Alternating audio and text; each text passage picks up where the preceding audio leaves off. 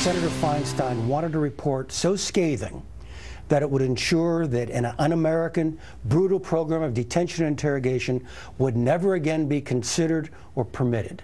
Now, that sentence, that motivation for the report, Chris, may show deep emotional feeling on the part of the senator, but I don't think it leads you to an objective report. She has been fearless, she's been thorough and fair.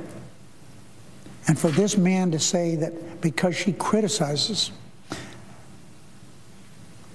tactics led by General Hayden that was torture, she's being too emotional? I don't think so. Former head of the CIA, General Michael Hayden, saying that Senate Intelligence Committee Chairman Dianne Feinstein is harboring the wrong motivations for releasing this secret report dealing with enhanced interrogation techniques. They charge supporters of Feinstein and others charge that it was torture.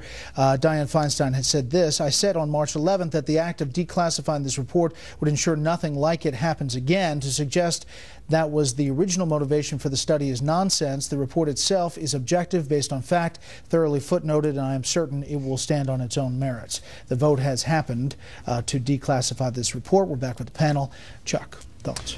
Well, you know, frankly, everybody is pretty emotional about this issue, and everybody should be. This was a wrenching decision that went on in the Bush administration to entertain tactics like waterboarding, which, in my view, are torture, and to do that under, to stake the United States' reputation on that policy. We have, maybe it contributed, and I think perhaps did contribute to some progress in the war on terrorism, but we have to acknowledge we paid a price in terms of our reputation around the world, and I think people are emotional about it on both sides. Jason? There may be an objective report to be written about this program, but Senator Feinstein's report is not it. She started with a conclusion and then decided to build a case to support that conclusion. She did not interrogate any CIA officers involved in the program. This is like the Obama administration investigating the I.R.S. scandal without talking to any of the conservative groups that were targeted. I mean, so I don't think this is an objective report, and I think, if this is going to be disclassified, then the CIA rebuttal should also be declassified and put out there so that people can look at both sides and make their own conclusion.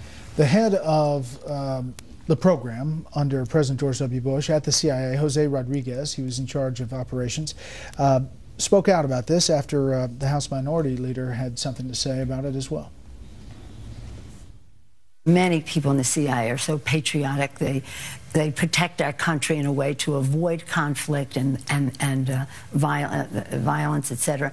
But the attitude that was there was very, I think, came from Dick Cheney.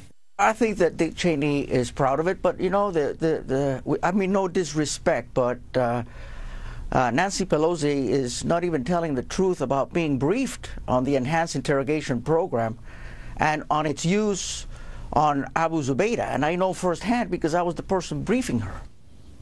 He said he was the person briefing her. Charles? Here we're dealing with a lot of post-facto condemnation in an atmosphere 12 years later when the threat and the crisis has passed, and not remembering at all the context 12 years ago when we all expected a second attack within months, and they had to sacrifice reputation. If they did sacrifice reputation and saved thousands of American lives, it was a good bargain.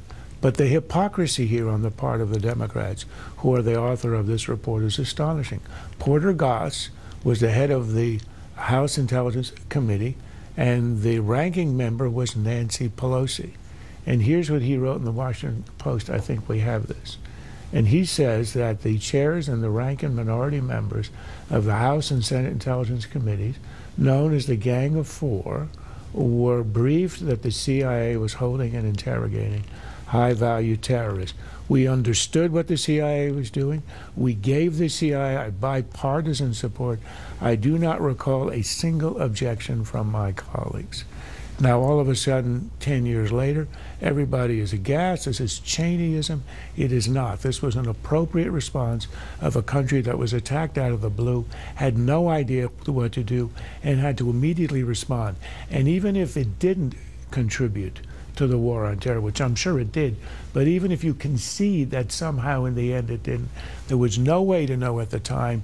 And if you were in charge, you wanted to make sure that you erred on the side of gathering information, because the risk was to lose 3,000 more Americans.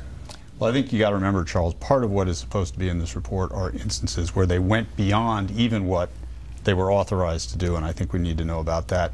What's striking to me about this is how much unity and bipartisanship there was at the beginning of the war on terror, and now this report shows that that has all been caught up in the partisan which is quarrel what 10 makes years later. these attacks all the more disgraceful. That is it for the panel, but stay